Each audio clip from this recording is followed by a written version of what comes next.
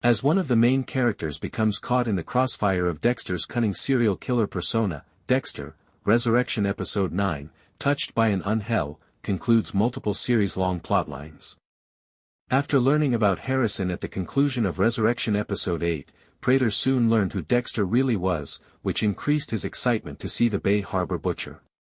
Prater offers Dexter Angel Batista on a predetermined murder table, which he views as the ultimate test and gift. Dexter could have used the first rule of Harry's code, don't get caught, as an excuse, but he couldn't bring himself to kill Batista.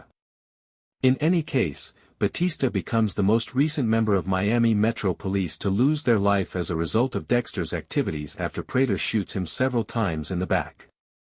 The great tension of Resurrection is deflated by some convenient story developments. Some of Dexter's early developments, Episode 9 of Resurrection left me wondering where the show was headed. The Metro scene would cut away without Angel facing Harrison, which confused me. Harrison was still present as Dexter slipped away, and he probably saw Angel in the same train vehicle. An interaction of some kind ought to have occurred following their earlier discussion of Harrison's dark path. Considering all Dexter had told Harrison about Prater and Ronald Schmidt, I was likewise taken aback that he didn't think the strange room service request was suspect. I recognized that Harrison was merely doing as his hotel manager instructed, but it seemed like a clumsy choice from a creative and character perspective. Harrison got out of the jam a little too easily, but Uma Thurman does a great job as the icy Charlie in that sequence. A better scenario, in my opinion, may have involved Charlie taking Elsa hostage in order to obtain the information she required about Dexter. She would have quickly discovered that Harrison and Elsa were both good friends and co-workers, which would have given Elsa a more significant role in the series beyond Harrison's failed romance and the connection to the black mold landlord situation that almost led to Dexter's capture in Resurrection Episode 8. Understanding Charlie's past in the military and the circumstance with her mother that led her to Prater gave Resurrection some much-needed background. Charlie's status as a hired hand rather than a member of Prater's sicko club is a relief.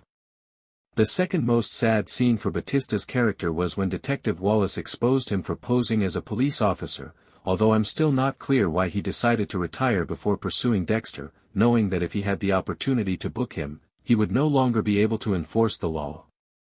After all, Dexter, Resurrection Episode 9 seems to have played it safe in a season that took a lot of incredible chances with the series, the majority of which have paid off.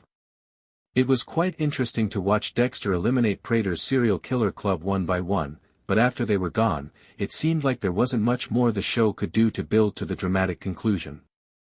Luckily, we have one more episode to find out what happens to Resurrection. We might be dealing with another new blood at this time. Although inevitable, Angel's death was ultimately disappointing.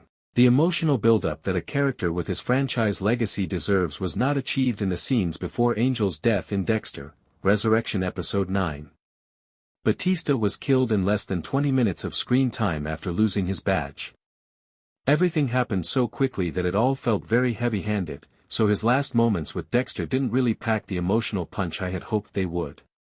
Pulp Fiction allusions are fine with me, but the "stay cool, Thurman's stay very cool" statement confused me. It seemed inappropriate and overly humorous for such a pivotal point in the Dexter series. It's not a precise quote, but it's hard not to think of Jules, played by Samuel L. Jackson, yelling, "Be cool," in one of Thurman's most famous films, Pulp Fiction. It might have sounded better if Charlie had said it earlier in the series, but it was simply inappropriate at the moment and ended up sounding foolish. When Dexter released Batista, things really started to go south. For the first time in my life, I wished Dexter's inner monologue had shut up and let the action unfold instead. Once, we were partners. The announcer really went far with the sentence, perhaps we could be partners again. Additionally, Batista was incredibly one-dimensional in his last scene, repeating his season-long rhetoric about getting revenge on Dokes and Maria. He had a genuine chance to address Dexter directly about violating his friendship and trust, and he might have said a last sentence that would have permanently altered Dexter's course. Unfortunately, the Batista killing scene lacked a build-up or showdown and was hurried and anticlimactic.